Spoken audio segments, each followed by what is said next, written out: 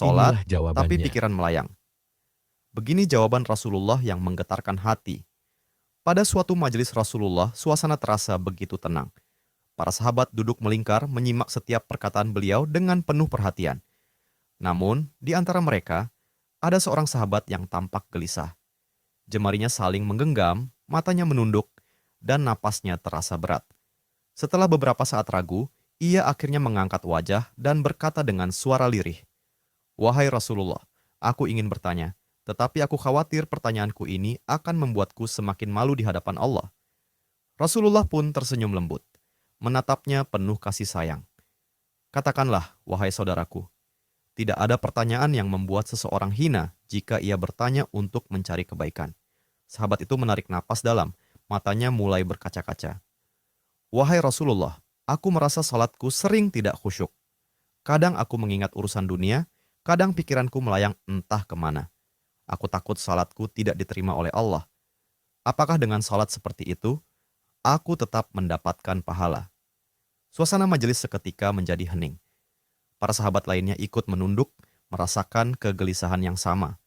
Mereka tahu betapa beratnya pertanyaan itu. Namun, yang terjadi setelahnya benar-benar di luar dugaan.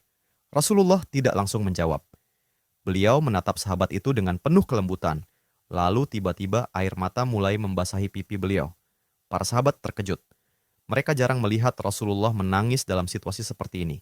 Dengan suara bergetar, beliau berkata, "Demi zat yang jiwaku berada di tangannya, sungguh setan tidak akan pernah berhenti berusaha mencuri bagian dari sholat seorang hamba hingga ia teralihkan. Tetapi ketahuilah, Allah tetap melihat usahamu." Rasulullah menarik napas dalam, lalu melanjutkan, "Wahai saudaraku, jika engkau meninggalkan salat hanya karena takut tidak khusyuk, maka setan akan menang.